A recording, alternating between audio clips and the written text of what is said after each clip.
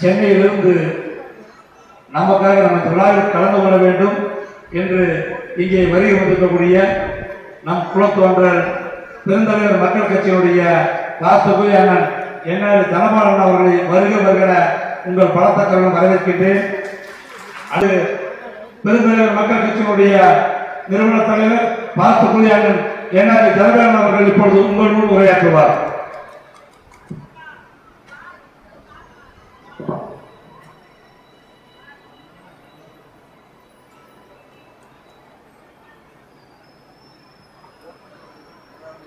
நாடா மக்கள் முன்னேற்ற சங்கத்தின் சார்பாக குணாநாதாவுடைய 220வது வீர வழிபாடு விழாவிற்கு தலைமையேற்று தொடர்ச்சியாக இந்த விழாவை நடத்தி கொண்டிருக்கின்ற நிறுவன தலைவர் விஸ்வநாதன் அவர்களே, இந்த நிகழ்ச்சியிலே கலந்து கொண்டு சிறப்பு செய்ய வருகை இருந்திருக்கின்ற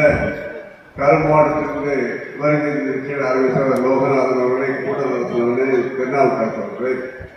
அதேபோல் என்னோட வருகை இருந்திருக்கின்ற நடேசன் அவர்களே, நம்முடைய சிறைத்துறையினுடைய முன்னாள் ஐடி கற்பண்ணன் அவர்களே, கோயம்புத்தூர் நாடா சங்கத்தினுடைய முன்னாள் தலைவர் எனது சகோதரர் சந்திரசேகர் அவர்களே, பெருந்தலைவர் மக்கள் கட்சியினுடைய தலைமைச் செயலாளர் சிவகுமார் அவர்களே மற்றும் மேடையில் அமர்ந்திருக்கின்ற அனைத்து கட்சி தலைவர்களை முன்னே அமர்ந்திருக்கின்ற பெரியவர்களை, தாய்மார்களே, நண்பர்களை, குழந்தைகளை அனைவருக்கும் என்னுடைய முதல்கள் மதிய வணக்கத்தை தெரிவித்துக் கொள்கிறேன். இன்று கிட்டத்தட்ட பார்த்தீங்கன்னா செல்லமில்லை அவர்களுக்கும் குணாநாத் அவர்களுக்கும் என்று தனித்தனியாக நிகழ்வு நடந்தாலும் இவர்கள் எல்லோரும், அதாவது இந்திய நாட்டினுடைய சுதந்திர போராட்ட வீரர்களாக நம்முடைய தமிழ் மண்ணை காப்பதற்காக தமிழர்களுக்காகவும் போராடியவர்கள் என்பதை நாம் எல்லோரும் அறிந்த ஒன்று.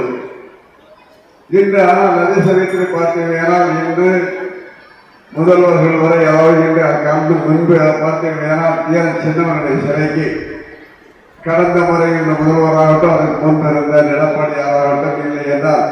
கலைஞர் அத்தனை பேரும் மரியாதை செலுத்தக்கூடிய அளவில் அவருக்கு அவருடைய சமுதாய மக்கள் மிகவும் அவங்க போராடி அந்த சிலையை திரு ஜெயலலிதா மூலமாக அமைத்து விட்டார்கள் என்று நாம் அறிவோம். ஆனால் கடந்த முறை தேர்தல் பரப்புரையில் எடப்பாடியார் அவர்கள் சொன்னார்கள், அதாவது கண்டிப்பாக மீண்டும் நாம் ஆட்சி அமைக்கும் பொழுது